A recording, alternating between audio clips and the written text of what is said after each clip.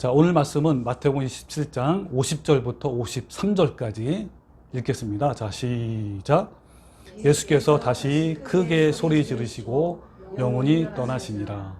이에 성소 휘장이 위에서부터 아래까지 찢어져 둘이 되고 땅이 진동하며 바위가 터지고 무덤들이 열리며 자던 성도의 몸이 많이 일어나되 예수의 부활 후에 그들이 무덤에서 나와서 거룩한 성에 들어가 많은 사람에게 보이니라.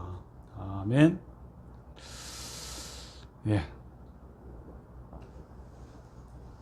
자, 예수님께서 한국 시간으로 금요일 오전 9시부터 오후 3시까지 6시간 동안 십자가에 달리셨습니다. 그리고 운명하시고, 자, 오늘 본문 말씀에서 이제 예수님께서 십자가에 죽으신 이후에 세 가지 표적이 나타나죠. 그러니까 금요일 오후 3시 이후에 나타난 세 가지 표적이 바로 오늘 본문 말씀이에요.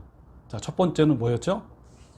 성소의 휘장이 위에서 아래까지 찢겨진 것이고, 두 번째 표적은 막 땅이 진동하고 바위가 막 터지는, 그죠? 이러한 표적이고, 세 번째는 간단히 말하면 많은 성도들의 부활이 일어나는 그 세 가지 표적이 나옵니다. 이 세 가지 표적은 예수님이 하나님의 아들로서의 어떤 영광과 권능을 드러내고 있죠, 그죠? 그렇지만 그보다 더 중요한 사실은 이 세 가지 모두 십자가의 어떤 본질적인 의미와 연관이 있어요. 즉 죄인을 구원하시는 것과 관련이 있습니다. 특히 첫 번째 표적은요, 정말 우리의 어떤 요즘에 말하는 같이 함께 살펴보는 이 죄의 질병과 어떤 상처들을 회복하는 그런 말씀과 연결이 있습니다. 자, 첫 번째 표적이 뭐죠? 성소 휘장이 위에서 아래까지 찢어지는 그런 표적인데요. 이 성소에는 두 개의 휘장이 있습니다. 하나는 뭐죠? 성소와 지성소를 나누는 휘장이 있고, 휘장을 다른 말로 뭐냐면 카페트처럼 쫙 천으로 되어 있는 겁니다. 또 하나는 뭘까요? 뜰에서 성소에 들어오는 그 휘장이 두 개가 있어요. 근데 휘장이 얼마나 크냐면 높이가 약 25m 정도. 어마어마하죠? 그리고 넓이가 8m. 두께는 2.5cm. 이 정도. 이런 거대한 카페트에 가까운 휘장이에요. 자, 근데 이게 어때요? 예수님이 죽으신 이후에 곧바로 탁 찢겨진 거예요. 첫 번째 장막에 있는 성소는요, 제사장들이 날마다 출입을 하면서 이곳에서 백성의 죄를 위해서 동물의 피를 가지고 제사를 드리는 장소이고요. 두 번째, 안쪽에 두 번째 장막은 어때요? 이 지성소는 대속죄일에 대제사장만이 1년에 딱 한 번만 들어가서 이스라엘 온 전체의 죄를 위해서 속죄제를 드리는 곳이에요. 히브리서 9장 6절에 보면 이런 말씀이 있죠. 제사장들이 항상 첫 장막에 들어가 섬기는 예식을 행하고, 이 첫 장막이 어디라고요? 성소. 이거 누가 들어간다고요? 제사장들이 들어가면서 섬기는 곳이고, 그 다음에 오직 둘째 장막은 대제사장이 홀로 1년에 한 번 들어가되 자기와 백성의 허물들을 위해서 드리는 피 없이는 아니하나니, 이런 말씀이 있어요. 그 지성소는 1년에 한 번만 들어가요. 거기는 청소도 못해요. 청소도 안 돼. 청소 들어갔다는 즉사합니다. 피가 없이는 들어가면 절대로 또 안 되고요. 그래서 이 성소와 지성소를 나누는 휘장이 아까 엄청난 크잖아요. 뼈대는 얼마나 단단할까요? 그래서 이 아카시나무로 만든 4개의 기둥으로 지지할 만큼 대단한 무게와 두께로 이렇게 만들어졌습니다. 그 성경에 의하면요, 휘장은 이 바벨론에 가져온 고급 세마포예요. 청색, 자색, 홍색 실과 흰색에 가는 게 꼰, 배실로 이렇게 그 그룹 천사들을 수놓아줬어요. 아까 그림에 봤죠, 그죠? 그런데 이 크고 두꺼운 휘장이 순식간에 두 갈래로 위에서 아래로 찢어진 것입니다. 여러분 성소의 휘장이 찢겨지고 또 아까 땅이 진동하고 바위가 터지는 그 시간에는요, 예수님이 운명하신 금요일 오후 3시 이후인데, 이때는 유월절 안식일을 준비하는 시간이므로 제사장들이 제사의식을 준비하기 위해서 성소에서 굉장히 분주한 때인 거예요. 그러니까 어때요? 대제사장과 제사장들이 성소에 있는 휘장이 그 시간에 막 찢겨지니까 그 사람들이 봤을까 안 봤을까요? 네, 봤어요. 찢어졌다라는 헬라어는 스키조인데 그 의미는 뭐냐면 잡아 찢다, 파쇄하다, 이런 이제 의미인데, 즉 뭐냐면 휘장이 찢겨지는 것이 단순히 뭐 자연적인 현상이 아니라 다시는 사용하지 못하도록 하나님의 손이 직접 갈갈이 막 찢어지고 파쇄했음을 의미해요. 완전히 파쇄한 거예요. 완전히 없애버린 거예요. 자, 그러면 이 성소의 휘장이 찢어졌다는 의미가 두 가지인데, 첫 번째 어떤 상징적 의미는요, 예수님께서 십자가에 못 박혔을 때 구약시대의 성소에서 행해졌던 모든 동물의 희생제도와 의식이 그 종말을 고하고 없어짐을 의미합니다. 그러니까 여기서 이 성막에서, 성소에서 어떤 일이 있었냐면, 뭐 안뜰과 또 바깥뜰에서 짐승들을 막 잡았어요. 그래서 피를, 그러니까 번제도 드리고 그다음에 피를 가지고 성소에서 제사를 하고, 이런 모든 의식, 이런 것들이 없어짐을 의미합니다. 그러니까 하나님께서 구약시대에 행해졌던 이 제사제도의 종말을 알리기 위해서 예수님께서 십자가에 운명하시는 순간에 성소 안의 휘장을 초자연적인 힘에 의해서 두 조각으로 찢어지는 놀라운 사건이 일어난 거예요.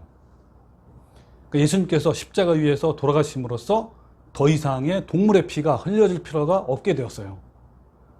그 이유는 예수님의 피로 새로운 언약을 세우셨기 때문인 거예요.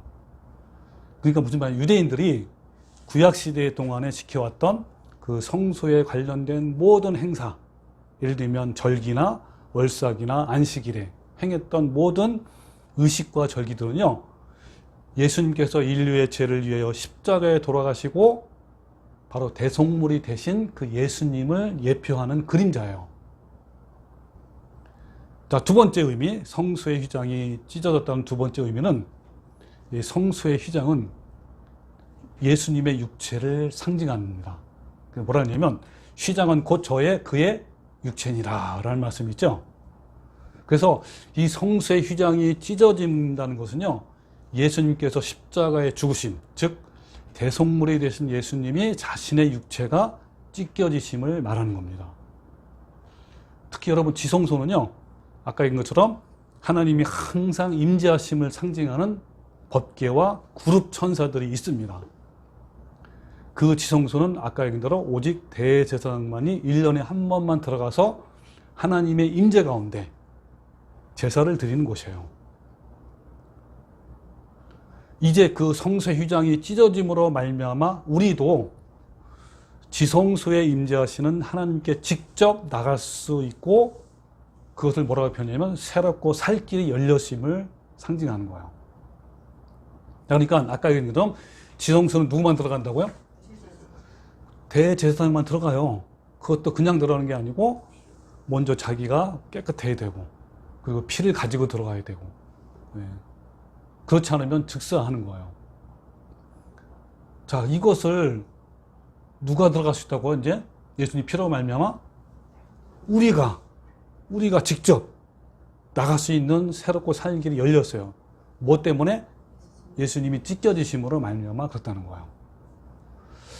자, 다시 말하면 두 개의 휘장이 찢겨짐으로 인해서 대제사장과 제사장들만 들어갈 수 있는 지성소와 성소에 우리도 들어감으로 말미암아 참 마음과 온전한 믿음으로 나갈 수 있다는 것을 상징하는 거예요. 이는 구원의 방법이 구언약에서 새 언약의 시대로, 그리고 율법의 시대에서 복음의 시대로 변화되었음을 의미합니다. 이로써 그 어떠한 죄인이라도 예수님의 대속의 죽음을 의지해서 담대히 직접 하나님께 나갈 수 있게 되었음을 말하는 거예요. 이건 대단한 거예요. 옛날에 구약시대 때는 성소, 지성소에 절대로 못 들어가요. 우리는 우리 죄인들은요. 다 대신해서 제사장이 들어가고 대제사장이 들어가는 거예요. 와, 근데 우리가 직접 하나님께 갈 수 있다는 거예요, 이제. 그러니까 예수님이 십자가에 죽으심으로 율법적인 제사 행위들을 모두 성취하셨기 때문에 이제 믿음으로 회개하고 거룩함과 성결을 이루어 나가면 누구든지 구원을 주신다는 그 말씀이에요. 자, 이 말씀이 뭐라고 우리 옛날에 많이 했죠? 히브리서 10장 19절에 있는 말씀. 자, 그러므로 형제들아, 그런 거야. 그러므로 형제들아, 우리가 예수의 피를 힘입어 성소에 들어갈 담력을 얻었다 그랬어요. 자, 누가? 그렇죠. 우리가 예수의 피를 힘입어서 그 성소에 아무도 못 들어가면 죽는 그 성소에 들어갈 담력을 얻은 거예요. 그래서 그 길은 우리를 위하여, 누구를 위해서? 우리를 위해서 휘장 가운데로 열어놓으신 새로운 살 길이에요. 자, 휘장 가운데 열어놓으셨다면 뭐냐? 휘장이 찢겨졌단 말이에요. 예수님을 말미암아 그 길은 바로 새롭고 살 길이에요. 이제는 누구든지, 그죠? 내 안에 있는 상처를 가지고 또 내가 혹시 실수해서 죄를 짓거나 이럴 때 언제든지 나갈 수 있어요. 누구한테? 예수님께요. 그걸 열어놓은 거예요, 바로. 네. 자, 그것을 히브리서 10장 19절을요, 세 번역으로 제가 한번 읽어볼게요. 그러므로 형제 자매 여러분, 우리는 예수의 피를 힘입어 담대하게 지성소에 들어가게 되었습니다. 예수님께서는 휘장을 뚫고 우리에게 새로운 살 길을 열어주셨습니다. 그런데 그 휘장은 곧 그의 육체입니다. 자, 이 말씀에서 휘장이 육체라는 의미는 아까 뭐라 했죠? 예수님 몸이 찢겨질 때 휘장이 찢겨짐을 의미합니다. 또 이어서 21절에 또 하나님의 집 다스리는 큰 제사장이 계심에 우리가 마음의 뿌림을 받아 악한 양심으로부터 벗어나고 몸은 맑은 물로 씻음을 받았으니, 이 말이 뭐예요? 우리가 이제 예수님 믿고 죄 용서를 받았잖아, 그죠? 용서를 받았으니, 구속을 받았으니 이런 거예요. 그러니 어떻다는 거야? 이제 참마음과 온전한 믿음으로 하나님께 나가자. 나갈 수 있어요. 이제 누구 때문에? 예수님 때문에 나갈 수 있는 거예요. 이 참마음과 온전한 믿음으로 나가는 삶이 바로 회개이고요, 거룩함과 성결함을 이루는 삶이에요. 또 그 말씀을 어떻게 이제 말씀하면 히브리서 4장 16절에 이렇게 얘기했죠. 그러므로 우리는 긍휼하심을 받고, 우리 긍휼하심을 받았어. 예수님으로 말미암아 받고 때를 따라 돕는 은혜를 얻기 위하여 은혜의 보좌 앞에 담대히 나가라 그랬어요. 뭘 하기 위해서? 때를 따라 돕는 은혜를 받기 위해서 얼마든지 담대하게 나갈 수 있어. 얼마나 이게 큰 은혜인지요. 네. 언제든지 나갈 수 있는 거예요. 밤마다 나가세요. 여러분, 사도 바울이 날마다 나갔잖아요. 날마다 죽었잖아요. 그렇죠. 우리는 날마다 주님께 나갈 수 있는 거예요, 이제는. 그래서 예수님의 몸이 채찍에 찢기시고, 또 십자가의 손과 못에 의해서 찢기시고, 또 창의 옆구리가 찢기심으로 새롭고 살길, 구원의 길을 열어놓으신 거예요. 할렐루야. 네. 그래서 우리가 말하는 이사야 53장 5절 말씀 같이 시작. 그가 찔림은 우리의 허물 때문이요 그가 상함은 우리의 죄악 때문이라. 그가 징계를 받음으로 우리는 평화를 누리고 그가 채찍에 맞음으로 우리는 나음을 받았도다. 네. 예수님의 모든 육체가 찢기심으로 말미암아 이제 우리는 언제든지 직접 자신의 죄의 질병과 상처들을 가지고 주님께 나가서 치료를 받고 회개를 하고 온전히 회복할 수 있다는 겁니다.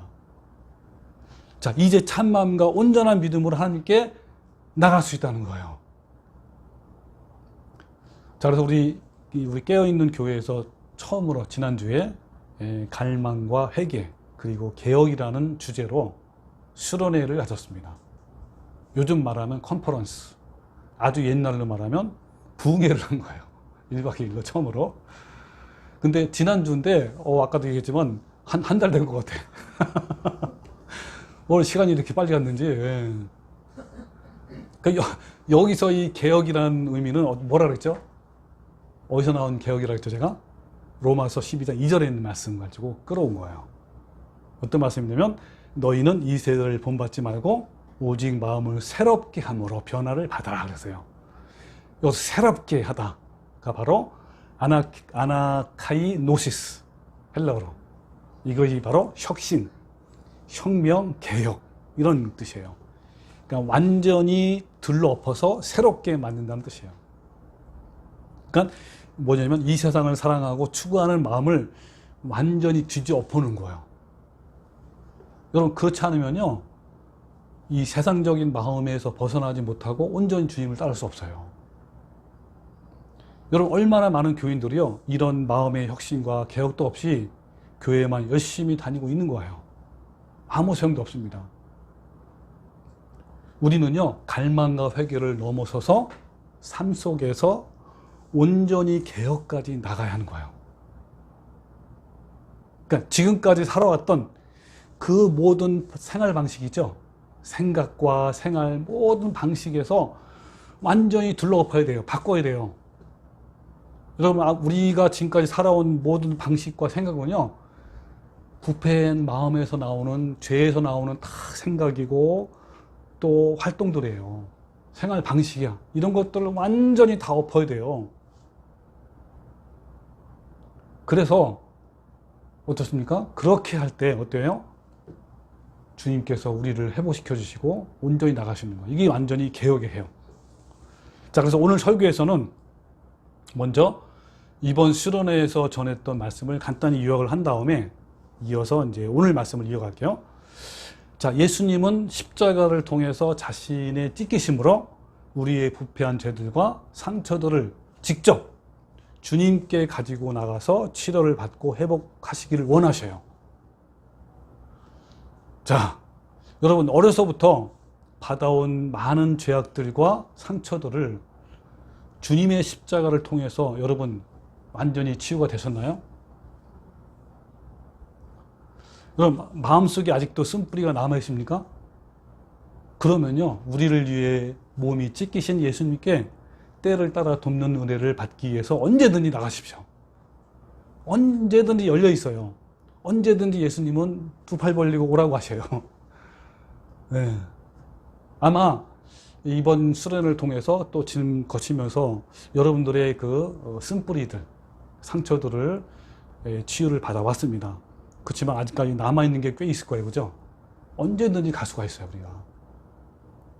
그럼 어때요? 우리는 하나님으로부터 죄를 용서받고 평화를 누리고 죄의 질병으로부터 치료를 받아서 거룩함에 이룰 수 있는 겁니다. 자, 그렇다면 여러분 내 안에 부패한 죄악과 상처들이 아직까지 남아있다는 것을 어떻게 알 수 있죠? 알 수 있는 길이 많죠. 자신은 주님을 더 닮고 싶은데 자신도 모르게 어떤 다른 인격이 막 자주 나온단 말이에요. 갑자기 막 화가 나오고 갑자기 막 분노가 나오고 뭐 이런 거 이것은 뭐예요? 아직 자아가 살아있다는 증거예요.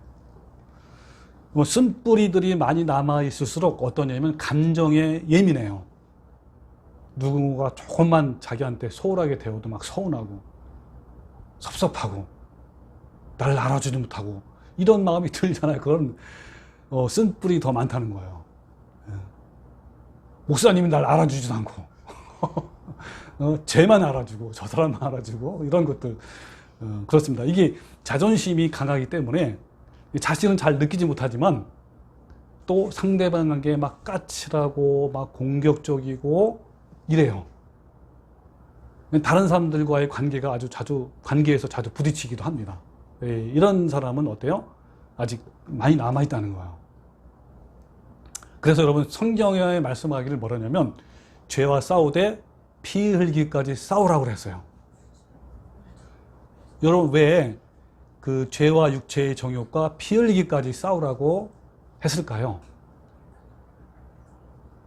이것은요 오늘 말씀과 연결되어 있어요. 예수님이 십자가에 찍히심으로 우리에게 새롭고 살 길을 열어주셨고 또한 예수님을 의지하면 얼마든지 죄와 세상의 정욕을 싸워서 이길 수 있기 때문에 그런 거예요.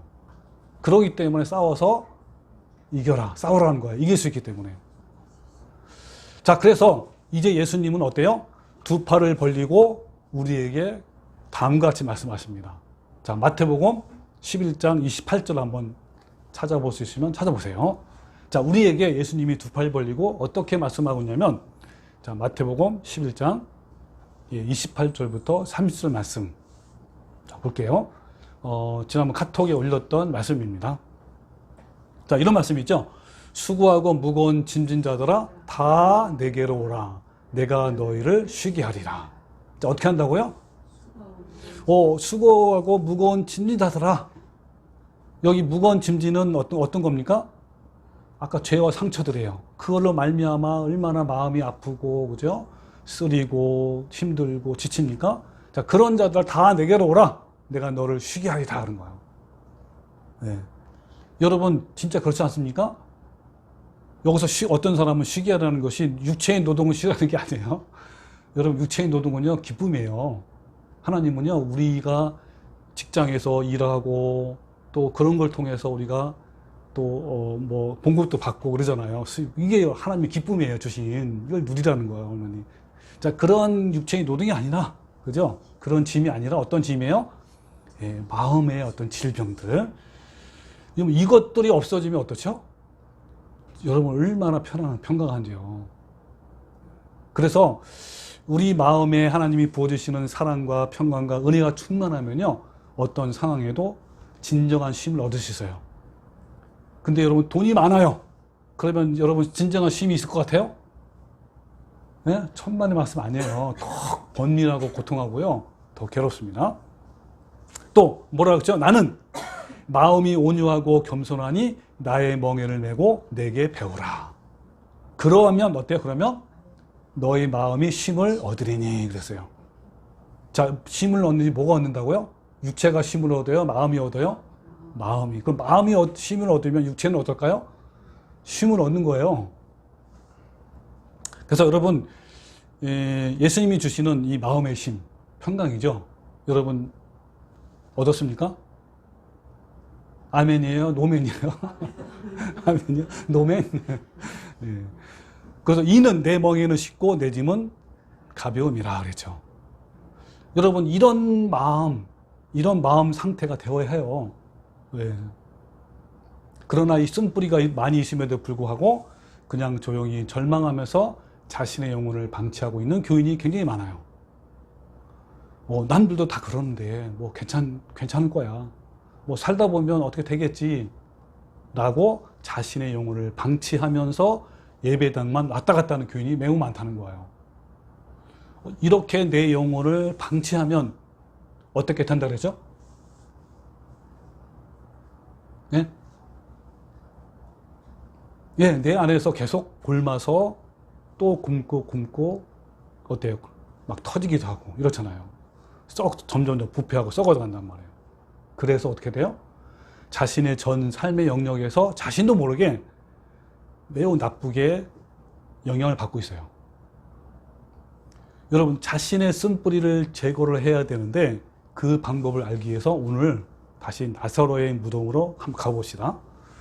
예, 먼저 죽은 나사로의 무덤 앞에서 예수님께서는 돌을 옮겨 놓으라 그랬죠. 예, 이 장면에서는 주위에 있는 사람들이 이렇게 돌을 옮겨놨잖아요. 근데 우리 마음의 이 돌은요 누가 옮겨야 되냐? 자기 자신이 옮겨야 돼요. 예, 이건 분명히 여러분 알아둬야 됩니다. 이 썩고 죽어가는 내 영혼에 하나님의 빛이 들어오기 위해서는 자신이 먼저 의지를 가지고 자신의 돌을 옮겨 놓아야 합니다.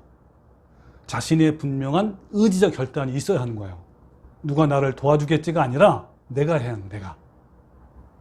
죽을 각오를 가지고 마음속에 있는 정욕과 상처들을 칼로 베어서 수술을 할 수 있도록 담대하게 수술대 위로 올라가는 거야, 쉽게 말하면. 수술은 하나님의 역할이고요. 수술대 위를 올라가는 건 누구예요?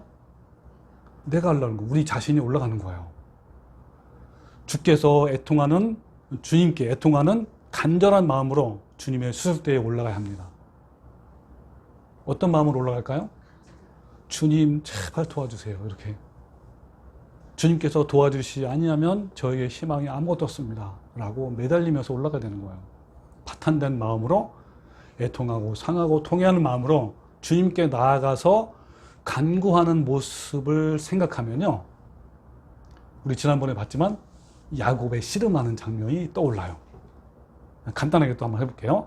야곱은 자신의 고향으로 돌아오는 길에 큰 재물 가지고 돌아왔잖아요. 돌아오는 길에 그의 형 에서가 400명의 용사를 동원해서 원수를 갚으려고 달려온다는 소식을 들은 거예요. 야곱은 이런 큰 위기가 왔을 때 어떻게 하냐면 그 모든 가족과 전 재산과 종들을 다 야복 강가의 건너편으로 보내고 그 야복 강가에 홀로 남아 있습니다. 여러분, 우리도요, 자신의 문제를 해결하기 위해서 홀로 하나님과 대면해야 합니다. 아무도 없는 골방에서 나의 죄악과 상처의 쓴뿌리를 주님의 수술대 위에 올라가야 되는 거예요. 그래서 야곱은 하나님이 보내신 천사와 함께 밤새도록 씨름했어요. 근데 그 천사는 야곱의 한두 뼈를 쳐서 위골시켰어요. 얼마나 아플까요? 야곱은 큰 고통 중에서도 그 천사를 끝까지 안 놓은 거예요.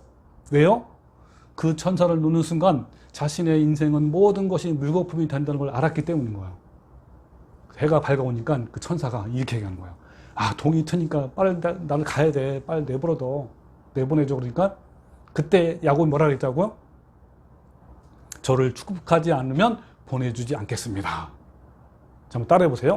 저를 축복하지 않으면 보내주지 않겠습니다. 자, 이런 마음으로 주님께 매달리는 거예요. 그는 울면서 간곡하게 간구하며 매달렸는데 이것을 뭐라고 하냐면 야곱이 천사를 이겼다라고 말하는 거예요. 그러니까 야곱이 천사를 이겼어. 또 다른 말로 표현하면 야곱이 하나님과 씨름해서 이겼다라고 이렇게 하는 거예요. 이게 뭐라고 씨름해서 이겼다는 걸 어떤 상태라고 한번 얘기해 보세요. 왜 이겼죠? 간절함으로 끝까지 포기하지 않는 게 이기는 거예요. 그게 뭐냐면 야곱처럼 환두뼈가 위골된 고통 가운데서도 하나님만을 붙드는 사람을 뭐라 그런다고요? 나와 겨루어 이겼다라고 이렇게 하는 거예요. 네. 여러분, 우리도 하나님과 겨루어서 이길 수 있어 없어요? 있어요. 네, 그걸 이야기하는 거예요. 그래서 우리도 여러분 이와 같이 하나님과 겨루어야 합니다. 나의 죄와 상처들의 문제를 제거하기 위해서 겨루하는 거예요. 자, 그렇습니다. 여러분, 이 문제를 해결해 달라고 간절히 기도해야 합니다. 내가 얼마나 비참하고 악한 존재임을 깨닫고 주님의 바짓가랑이를 붙들고 늘어지는 것이 여러분 사실은 얼마나 큰 행복인지 아세요? 진짜 행복이에요. 그래서 하나님, 저희 죄악으로 인해서 생겨난 죄의 질병과 상처들을 치료해 주시고 거룩한 형상으로 회복시켜 주세요. 저희 완고하고 고집스러운 성품을 주님의 성품으로 변화시켜 주세요. 주님, 더 거룩하길 원합니다. 더 사랑을 원합니다. 더 닮기를 원합니다. 저에게 축복해 주지 아니하시면 보내주지 않겠습니다. 라고 주님과 씨름하는 거예요. 이럴 때 우리는 세상이 주는 기쁨이 아닌 하나님께 주시는 기쁨을 누리기 시작합니다. 파탄된 마음으로 주님께 나가는 자, 밤새도록 주님과 씨름하는 자는요, 죄와 질병과 그 다음에 상처들이 사라지고 대신 뭘로 바뀌어요? 기쁨의 은혜로, 그 은혜의 강가로 갈 수 있는 거예요. 그래서 요셉이 어때요? 분이엘을 지날 때, 그러니까 야복 강가에서 나올 때 어떻다는 거예요? 해가 돋았고, 그리고 그의 허벅다리로 말미암아 절었더라. 지난번에 누가 허벅다리를 걷는, 그죠? 예, 절었습니다. 그러니까 야곱이 야복 강가에 나올 때 아침 해가 돋아서 야곱의 얼굴을 환하게 비춰서요. 그는 다리를 절룩거리며 나왔고 그 몰골은 형편없었지만 그 마음은 말할 수 없는 기쁨과 화평이 가득 찬 거예요. 그래서 주님의 생명의 빛이 치료하는 광선으로 내 마음을 치료하셔서 주님의 평강이 감싸는 것을 한번 상상해 보십시오. 여러분, 이 모습이 여러분의 모습이어야 합니다. 근데 제가 보기에는요, 우리 깨어있는 교회 성도들은 모두 이와 같은 야곱의 모습이 되어 있는 것 같아요. 특히 이번 수련을 통해서 얼굴이 야곱처럼 기쁨과 평화가 가득 찬 것 같아요. 한번 서로 얼굴 보세요. 얼마나 가득 찼는지. 예. 여러분, 근데 이런 경험은요, 한 번에 끝날까요? 아니죠. 육신의 정욕의 뿌리는 계속 우리를 사로잡을 것이고 유혹하고 사망으로 이끌려고 해요. 그때마다 야곱처럼 십자가에 달리신 예수님께 상하고 통회하는 마음으로 나가십시오. 믿음의 주여 온전케 하신 예수님께 나가시면 도와주실 것입니다. 또 사도 바울처럼 어때요? 나는 날마다 죽노라라는 고백을 할 수 있도록 하십시오. 그리하면 점점, 한꺼번이 아니고 어때요? 점점 우리의 품성이 예수님의 품성으로 변화가 될 거예요. 아침에 찬란한 햇빛을 받고 나오는 야곱의 그 얼굴, 얼마나 자유함과 기쁨이 있을까요? 여러분, 제가 여러분의 얼굴 보니까 전부 다 이게 환한 기쁨의 얼굴이 지금 바뀐 것 같아요. 예, 하나님은요, 결코 의지가 없는 사람을 돕지 않습니다. 내가 낳고 싶은 의지와 구원에 대한 간절한 열망과 옛사람을 죽이고 싶은 간절한 의지가 없는 사람을 주님은 도와주시지 않아요. 다른 말을 간단히 말하면 하늘은 스스로 돕는 자를 도우는 거예요. 낳고자 하는 마음과 강렬한 의지를 다른 말로 표현하면 간절함이에요. 강가에 흘러남아서 하나님과 씨름하는 간절함이 있어야 합니다. 자, 이제 여러분 항상 골방으로 들어가십시오. 어떤 마음으로 들어가고요? 간절함. 야곱의 심정으로. 네. 자, 이 주님을 향한 강렬한 소망과 이 갈망을요, 상한 마음인데, 상하고 통해하는 간절한 마음을 보시고 하나님은 우리 영혼을 치유하시는 거예요. 간단히 말하면. 내 자신 속에 있는 부패한 죄악과 상처들을 이것을 꺼내놓고 주님께 기도하는 거예요. 내 안에 죄와 상처들이 그대로 있으면 내 주변에 있는 사람들에게 주님의 생명의 빛을 흘려보낼 수가 없어요. 주님, 저를 살려주십시오. 제가 살기 원하는 자라고 당장 오늘부터 무릎을 꿇고 내 영혼을 살려달라고 기도하면 살아날 수가 있다는 겁니다. 우리가 간절함이라는 의지를 가지고 주님께 나갈 때 어려서부터 지금까지 입은 상처들이 어때요? 드러나고 치함을 받습니다. 그러니까 어려서부터는 거는 기억이 안 나잖아요. 그런 것까지도 하나님이 드러내요. 그리고 그거를 치유하시는 분이 하나님이에요. 여러분, 어떤 심리학자가 뭐라 하냐면 이런 얘기를 합니다. 사람은 현재를 사는 것이 아니라 영원히 과거를 사는 것이다 라고 말해요. 자, 이 말은 뭐냐면 사람은 대부분 과거를 산대요. 이거 뭐냐면 과거에 받았던 죄와 상처들의 영향력으로 현재도 살고 미래를 산다는 거예요. 그러니까 우리가 과거에 겪은 모든 경험은 평생을 결정한다고 합니다. 자신의 과거가 자신의 감정을 결정하고 현재의 성품을 만들고 모든 대인관계와 모든 행복과 불행을 결정하는 거예요. 우리는 어려서부터 지금까지 수많은 사람들에게 상처를 입어왔어요. 그 상처들이 쌓여서 딱지가 되고 그것이 바로 오늘날 나의 모습이고 나의 성품이고 나의 인격이 된 거예요. 과거에 어떤 일이 일어났는지, 어떤 사람이 내게 상처를 줬는지, 무엇을 겪으며 내가 아팠는지, 얼마나 울었고 얼마나 고통스러웠는지, 얼마나 배신당하고 눈물을 흘렸는지 우리는 그것을 다 기억하지 못합니다. 그러나 어때요? 그 영향력은 남아서 자신의 삶을 망치게 하는 거예요. 이것을 고쳐야 내 현재가 밝아지고 아름다운 성품의 열매를 맺을 수 있는 거예요. 그런데 이 상처들은 내가 찾아내는 것이 아니라 이 상처들은 우리가 간절함으로 주님께 나갈 때 주님께서 깨닫게 해주셔요. 이것은 마치 주님께서 죽은 지 사흘이나 되어 썩어가는 죽은 나사로에게 큰 소리로 나사로야 나오라 라는 음성과 함께 나사로가 나온 것처럼 주님의 말씀으로 내 속에 있는 부패한 죄와 상처들의 정체가 드러나는 거예요. 그러니까 내가 모르는 것조차, 내가 기억하지 못하는 것조차도 주님의 말씀으로 드러난다는 거예요. 오랫동안 마음속에 쌓아왔던 쓴뿌리들을 제거하는 데 있어서 성경은 분명히 뭐요? 하나님이 하실 부분이 있고 인간이 해야 할 부분이 정확하게 나누어져 있어요. 그러니까 그러니까 나사로를 살리는 일에 있어서 어때요? 내가 해야 할 일은 아까 뭐라 했죠? 돌을 굴려내는 것이고 하나님의 역할은 나사로를 살려서 끄집어내는 거예요. 내 속에 있는 내 속에서 죽어있는 나사로를 살려낸다는 것이 뭐죠? 부패한 죄, 상처들을 어때요? 치유해서 회복하지 않으면 이런 뜻이에요. 그러니까 내 속에 있는 죽은 나사로를 살려내지 않으면 무슨 말이라고 이 말이? 내 속에 있는 부패한 죄와 상처들을 치유해서 회복하지 않으면 그런 뜻이에요. 성화를 이룰 수 없고 예수를 닮을 수 없습니다. 그러니까 거룩해진 것은 내 속에 있는 나사로를 찾아내서 그것을 살려내는 거예요. 이것을 거룩한 성화라고 부릅니다.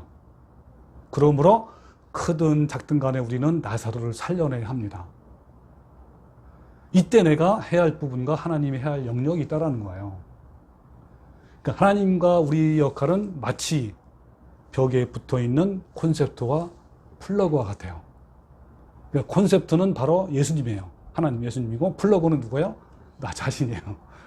그러니까 하나님으로부터 오는 사랑과 긍휼과 은혜를 받기 원한다면 내 스스로 콘셉트로 가서 플러그에 꽂아야 합니다.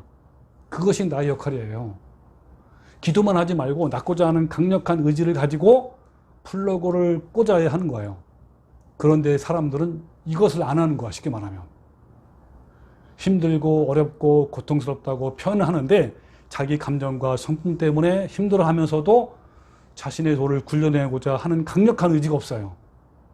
사람들에게 도와달라고 하면서 본인 스스로 돌을 굴려내고자 하는 의지가 없다는 거예요. 콘셉트에 플러그를 꽂을 생각은 하지 않고 그냥 그 자리에 앉아서 다른 사람을 탓하는 바로 38년 된 병자처럼 그 일만 계속 반복하는 거예요. 여러분 적극적으로 매달려야 됩니다. 그죠? 자, 적극적으로 매달리면 어떤 영광을 볼까요?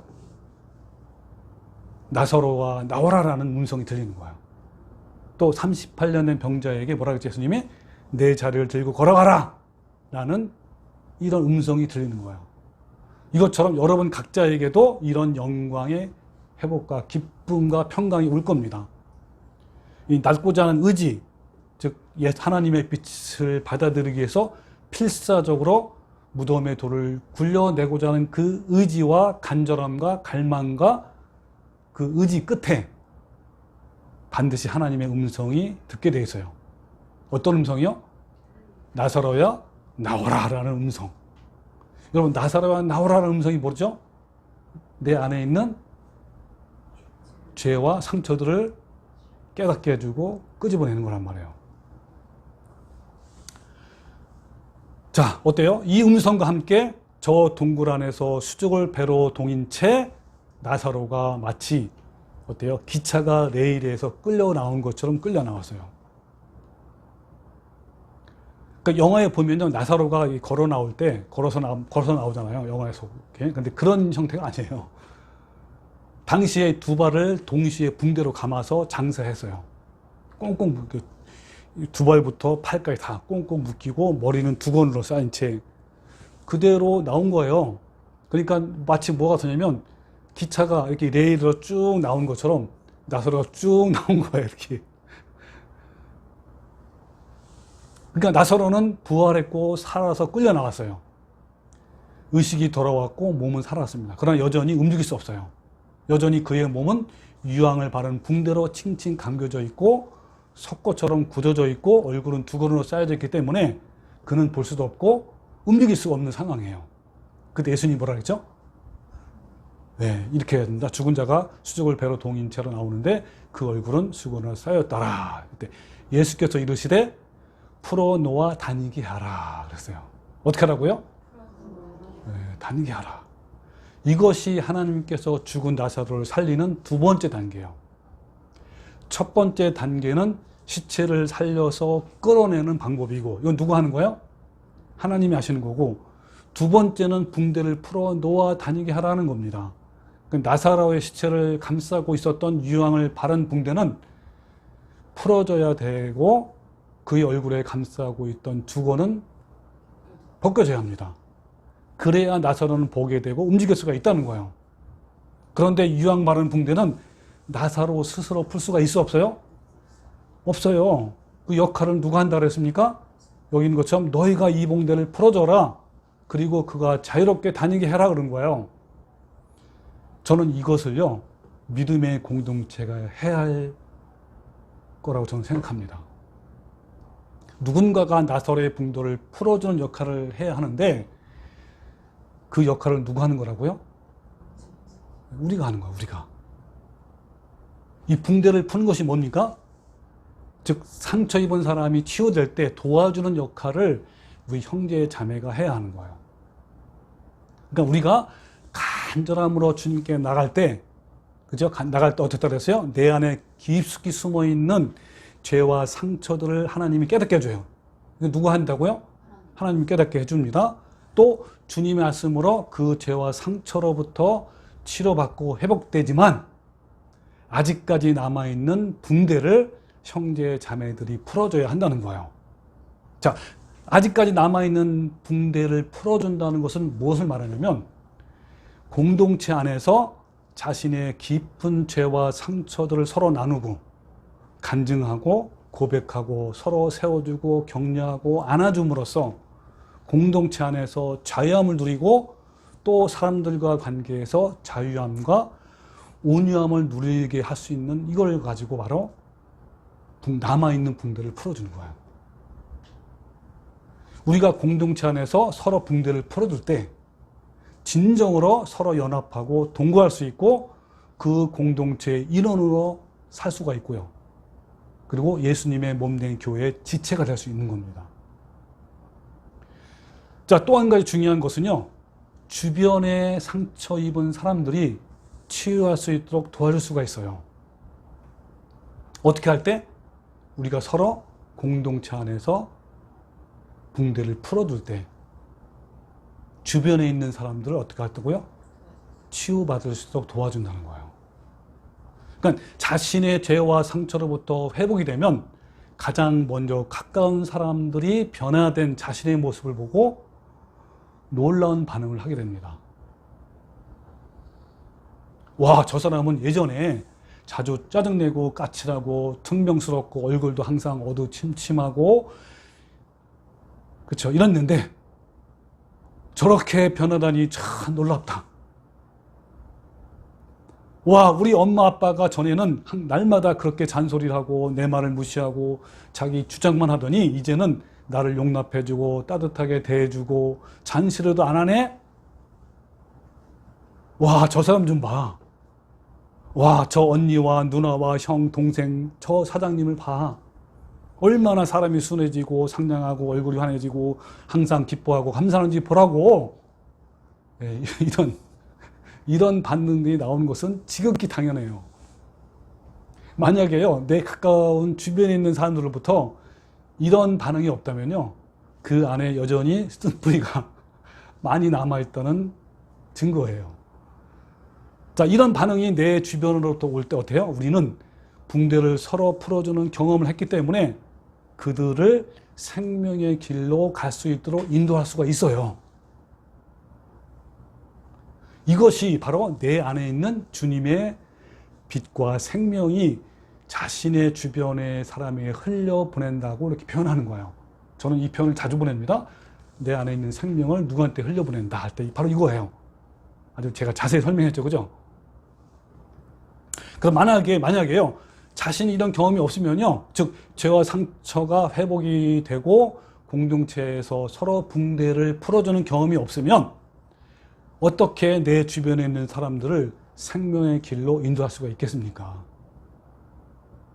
여러분, 지식적으로 말씀을 알아서 그냥 말로 전하는 것과 내 안에서 살아있는 주님의 생명이 흘러가는 것은요, 엄청난 차이예요. 그러니까 쉽게 말하면 이거 말로, 야, 너 교회에 나와야 되지 않느냐, 같이 나와서 우리 찬양도 하고 그러면 얼마나 축복도 받고 얼마나 좋은지 몰라, 이렇게 그냥 하는 거와 정말 내 안에 주님이 살아있어요. 생명이 또 변화가 됐잖아요, 자기가. 그걸로 하는 거랑 천지 차이라는 거예요. 붕대를 서로 풀어주는 경험을 하게 되면 주님을 모르는 주변 사람들을 생명의 길로 인도할 수 있을 뿐만 아니라 상처 입은 사람들이 공동체 안에 들어왔을 때, 그러니까 우리 안에 또 새로운 사람이 온단 말이에요. 그럴 때 어떻게 하는 거예요? 어떨 때 그들이 그 상처가 빠르게 그리고 정확하게 회복될 수 있도록 그 역할과 사역을 능히 감당할 수가 있다는 거예요. 교회 공동체의 사역 중에 가장 중요한 것이 바로 붕대를 풀어주는 사역이에요. 나에게 묶여있는 붕대를 공동체가 풀어주도록 도와주는 역할을 해야 합니다. 같은 진리를 깨닫고 그 진리를 이뤄가는 성도들이 함께 모여서 서로의 붕대를 푸는 일을 우리는 해야 하는 거예요. 그런데 오늘날 교회가 이 기능을 너무 많이 잃어버렸어요. 요즘 교회는요, 간단히 성경 공부도 하지만 대부분 세상적인 프로그램으로 굉장히 가득 차 있어요. 그리고 말씀으로 서로 교제하고 세워주는 것보다 세상적인 방법과 내용으로 교제하는 경우가 많습니다. 이건 굉장히 안타까운 일이에요. 그래서 여러분, 우리 깨어있는 교회 성도들이 모이게 되면요, 그냥 일상적인 이야기도 할 수 있지만 될 수 있으면 서로 붕대를 풀어주는 그런 귀한 사역을 많이 했으면 합니다. 여러분, 얼마나 많이 사람이 모이느냐, 그건 중요하지 않아요. 10명이 모여도 상관이 없고 5명이 모여도 관계없습니다. 붕대를 푸는 역할을 공동체가 제대로 하느냐가 굉장히 중요한 거예요. 여러분, 초대교회는요, 모일 때마다 성도들이 서로 하나님을 찬미도 하기도 했지만 서로를 불쌍히 여기면서 사람의 상처를 치유하는 그런 공동체가 된 거예요. 자, 사도행전 2장 46절에 이런 말씀이 있습니다. 날마다 마음을 같이하여. 어떻게 한다고요? 네, 마음을 같이하여 성전에 모이기를 힘쓰고 집에서, 자, 성전도 모이고요, 또 집에서 떡을 떼며 기쁨과 순전한 마음으로 음식을 먹고 하나님을 찬미하며 그랬어요. 이 성전은 뭐냐면 오늘처럼 이렇게 주일날 예배하는 시간, 이게 성전에 모이는 거예요. 전체가 모여서. 그리고 집에서 떡을 떼면서 기쁨과 순전한 마음으로 음식을 먹고 교제하는 거, 서로 친밀하게. 이게 바로 뭡니까? 지금 뭐 주일뿐만 아니라 틈틈이 만나잖아요. 우리가 서로 만나서 이야기 나누고 교제하고. 이게 바로 집에서 떡을 떼며 하는 이게 얘기예요. 그러니까 주일날 그게 대예배에서 이렇게 일어나는 것이 아니고, 아까 말한 집에서 떡을 떼면서 하는 때, 이게 바로 이제 아까 말한 붕대를 풀어주는 그런 시간이 되는 거예요. 그럴 때 뭐라 그랬어요? 온 백성에게 칭송을 받으니 그랬어요. 초대교회 성도들이 왜 주위에 있는 백성들에게 칭송을 받을까요? 아까 말한 거예요. 내 안에 있는 죄성과 상처들을 주님께 다 꺼내놓고 또 회복되고 치유를 받고 또 서로 붕대를 풀어주고 하니까 어때요? 마음이, 얼굴이 어떻다 그랬죠? 야곱의 얼굴처럼 기쁘잖아요. 평강이 있고. 그 평강이 있으면 사람한테 어떻게 대할까요? 막 까칠하게 돼요? 아니면 부드럽게 되고 사랑을 대할까요? 그렇단 말이에요. 그러니까 또 굉장히 마음이 약할까요? 아니죠? 풍성하죠? 본인이 가지고 있는 걸 나누고 싶어, 안 싶어요? 나누고 싶어요. 그러니까 주위에 있는 사람들이 어떻게 해요? 칭송을 받는 거예요. 우리 답함에 있는 우리 사람들이 얼마나 또 동부에 와서 칭찬을 합니까? 그렇게 되는 거란 말이에요, 이게. 그 얘기야, 지금. 그래서 이 마음을 같이 하다가 뭐냐면 하나님의 마음으로 아픔을 함께 공유하다라는 의미예요. 그런데 요즘 교회 공동체는요, 정말 기계적이고 기능적으로 변질되어 있어요. 내가 필요해서 교회 나가고 필요 없으면 또 교회 버리기도 하고 이런 거예요. 여러분, 천국은요, 공동체로 존재합니다. 홀로 존재하는 나라가 아니에요. 천국은 서로 함께라는 나라예요. 함께하는 나라예요. 천국에서 가장 많이 사용될 언어가 뭐가 같아요? 단어가. 네? 서로 함께. 이런 거예요. 그러니까 서로 존중하고 서로 사랑하고 서로 배려하고 서로 용서하고 감싸주는, 이게 바로 뭐예요? 붕대를 풀어주는 그런 훈련이죠. 이런 거를 이 땅에서, 이 교회에서 하는 거예요. 그러므로 하나님 나라를 향해 나가는 사람은요, 공동체 의식과 정체성이 확고해야 하고 공동체를 위해서 무엇을 할 것인가 이런 분명한 소명의식을 가지고 있어야 합니다. 하나님의 나라는요, 나 개인이 아니라 공동체 그 자체예요. 거기에는 홀로 잘 살기 위해서 발버둥 치는 것이 아무것도 없어요. 그 나라에는 모두 한 마음을 가지고 있는 사람들입니다. 우리라는 이 공동체는요, 철저히 개인주의가 부서진 곳이고 이기심이 깨어진 곳이에요. 모든 것을 함께하는 공동체입니다.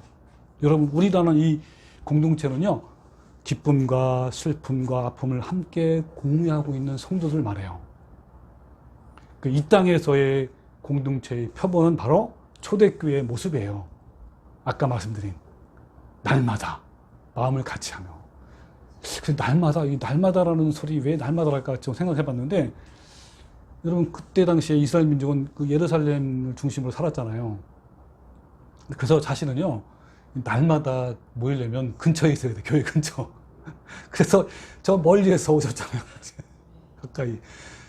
그러니까 날마다 같이 할 수 있는 거예요. 보니까 그 생각이 떠오르는 거야. 날마다. 여기 보면 날마다 마음을 같이 하라잖아요. 네, 그래서 참 너무 하나님께 감사드리고요. 자, 우리라는 이 공동체가 얼마나 귀한 존재인가를 알게 되면요, 자신의 이기심보다 서로 먼저 위하고 서로 죄와 상처에 대해서 아파해주고 기도하고 위로해주는 거예요. 이것이 얼마나 중요한 신앙의 덕목인지 모릅니다. 공동체에 대해서 관심이 없는 사람은요, 하나님 나라에 관심이 없는 사람과 똑같은 거예요. 그럼에도 불구하고 현재 한국의 많은 공동체는요, 자신의 이익을 추구하고요, 서로 겪고 있는 죄와 상처와 이런 아픔과 고통들에 관심이 없어요. 세상적인 정과 사랑으로 끈끈한 연대감이 있어요. 또 그 사람들은. 그렇지만 서로 붕대를 풀어주는 공동체를 찾아보기 어려워요. 공동체의 아름다운 나눔을 통한 이 생명의 탄생에 대한 말씀이요, 구약에도 있어요. 구약에. 바로 시편 133장. 보라, 형제가 연합하여 동감하며 어찌 그리 선하고 아름다운고 그랬죠. 네, 형제가 연합하여 동감이 얼마나 아름다운가라고 하나님이 감탄하시는 거예요. 형제가 연합 동거하는 것이 바로 아까 말한 마음을 같이 하고 하나님 마음으로 아픔을 함께하는 걸 말합니다. 한 마음 한 뜻을 품고 서로 아끼며 사랑하는 것을 의미해요. 여러분, 하나님이 가장 선하고 아름답게 보시고 여기는 것이 바로 공동체. 그 공동체가 서로 연합하고 동거하고 마음을 같이하여 아픔을 함께하는 거예요. 얼마나 선하고 아름다운지 이어서 또 다음같이 말씀하고 있습니다. 2절에 머리에 있는 보배로운 기름이 수염, 곧 아론의 수염에 흘러서 그의 옷깃까지 내림같고, 이렇게 나와요. 여러분, 이 기름이 아론의 머리에서 부어졌을 때 어때요? 그 얼굴을 적시고 또 옷깃과 외투까지 적십니다. 기름을 붓는다라는 것은 뭘 말하냐면 거룩하게 구별되는 걸 말해요. 그러니까 선하고 아름다운 공동체는요, 하나님 말씀으로 세상과 거룩하게 구별되어서 거룩함을 이루어 삶을 사는 성도를 말해요. 무리들. 또한 헐몬의 이슬이 시온의 산들에 내린다도다 그랬어요. 이슬은요, 여기서 말하는 이슬은 주님이 부어주시는 은혜와 사랑이에요. 이 헐몬의 이슬이 시온의 산들에 내리는 것처럼 선하고 아름다운 공동체는요, 하나님의 그 사랑이 우리 마음에 부어져 가지고 그 사랑을 어때요? 서로 오래 참고 온유하며 시기하지 아니하며 자랑하지 아니하고 교만하지 아니하고 무례 행하지 아니하고 자기 유익을 구하지 아니하고 성내지 아니하고 악한 것을 생각하지 아니하고 또 모든 것을 참고 믿고 바라고 견디는 것, 견디는 성도들을 말하는 거예요. 그 무리들 말하는 거예요. 여러분, 이런 성도들이 모인 공동체에 엄청난 하나님의 선물을 주신대요. 그 선물이 뭐라 그러죠? 예, 3절 거기서 여호와께서 복을 명하셨나니 곧 영생이로다. 뭘 주셨다고요? 영생. 하나님은요, 이와 같이 올바른 공동체를 통해서 자신들에게 영생을 주실 뿐만 아니라 그 영생이, 생명이 흘러서 어때요? 주변에 있는 사람들에게까지 영생을 얻게 하는 놀라운 역사가 일어난다는 거예요. 예. 여러분, 이게 바로 아름다운 공동체 하나님 보시는. 그러니까 어떻게 돼요? 여러분 안에서 생명이 흘러가야 돼, 안 흘러가야 돼? 흘러가서 내 자녀가, 내 동생과 내 주위에 있는 사람들이 어때요? 영생을 얻는 거예요. 그게 돼야 되는 겁니다. 여러분, 우리 깨어있는 교회도요, 공동체에도 이와 같이 주님의 생명이 흘러서 자신의 가족과 친척들이 영생을 얻는 놀라운 역사가 일어나기를 정말 바랍니다. 공동체에서 서로 석고처럼 단단히 묶여있는 붕대이잖아요. 붕대를 푸는 과정, 이런 과정은요, 시간이 오래 걸리는 문제예요. 그것은 그냥 붕대를 푸는 것처럼 쉽게 풀리는 그런 문제가 아닙니다. 때로는 시간을 내야 되고 수고하고 물질로 섬기기도 하고 때로는 서로 인내하는 시간도 필요합니다. 형제 자매를 위해서 자신이 손해를 감당해야 하는 일도 많이 생겨요. 자, 이제 말씀을 정리하고 마칩시다. 예, 은혜를 받기 시작할 때 이 동반되는 것이 바로 내 속에 있는 나사로가 끌려 나와요. 그죠? 이 나사로는 살아있지만 여전히 어땠다고요? 꽁꽁 매어 있단 말이에요. 붕대로. 이걸 스스로 풀 수가 있어, 없어요? 없어요. 자기 힘으로 벗겨날 문제가 아니라 누군가 이 붕대의 천조각을 가위로 잘라내서 끈적끈적한 붕대를 풀어내는 것은 그게 쉬운 일이 아니에요. 그죠? 예수님은 나사로를 살려서 동굴 밖으로 끄집어내었지만 예수님이 붕대를 풀어주는 것이 아니라 우리가 서로 풀어줘야 할 문제입니다. 이것은요, 평생 동안 풀어야죠 할 숙제예요. 나사로가 살아났다고 모든 것이 끝나는 것이 아닙니다. 내 몸에 붙어있는 이 사망의 흔적이라는 것이 있는데 이것을 벗겨내야 하는 거예요. 즉 뭐요? 나의 옛자, 옛 성품, 상처와 죄로 얼룩진 내 안의 어둠들을 뜯어내야 돼요. 나사로가 살아있잖아, 그죠? 붕대에 감겨있는데 거기는 아까 본 것처럼 유황으로 발랐단 말이에요. 그 유황으로 바르면 딱딱 굳어 있어요. 잘 안 뜯어져. 막 뜯어내야 돼, 하나하나. 뜯어내는 것처럼 우리의 옛자, 옛 성품, 죄와 상처들의 얼룩진 내 안의 어둠 막 뜯어내는 거예요. 죽은 나사로가 살아왔지만 그 사람은 여전히 옛날의 아픈 기억들, 상처들이란 붕대로 칭칭 감겨 있습니다. 온전한 구원의 성취는 형제가 서로 연합하고 동거하고 마음과 아픔을 같이 해서 그 붕대를 푸는 과정이 반드시 동반되어야 됩니다. 하나님이 마음의 무덤 안에 있는 시체를 살려서 이끌어내면 공동체 안에서 서로 붕대를 풀어줘야 됩니다. 그래서 풀어놓아 다니하라 라고 예수님이 말씀하셨는데 꽁꽁 묶여놓은 죄와 상처들에게 해방이 되면 여러분 얼마나 기쁘고 얼마나 자유로운지 한번 상상해 보시죠. 그러니까 그건 마치 뭐냐면 나사로가 꽁꽁 묶여 있어요. 그걸 다 뜯어냈어요. 옆에 있는 사람들이. 그때 나사로의 그 자유함과 그 기쁨이 얼마나 큰지요. 그죠? 여러분 정말 세상이 천지개벽할 수가 있을까요? 내가 돈이 많이 벌면, 명예가 많으면, 세상에서 유명해지면 과연 세상이 천지개벽할 수가 있을까요? 절대 그렇지 않습니다. 내가 바뀌면 세상은 천지개벽이 되는 거예요. 내 마음이 바뀌면 또 다른 세상이 열리는 거예요. 바로 내가 바뀌어서 천지개벽이 된 그 나라가 우리가 장차 들어가야 할 하나님의 나라입니다. 여러분, 우리 모두 예수님의 십자가로 말미암아 모든 죄와 상처들로부터 치료와 회복이 되고 또 각자 마음속에 있는 붕대를 서로 풀어주는 아름다운 공동체가 되기를 주님의 이름으로 축원합니다. 아멘.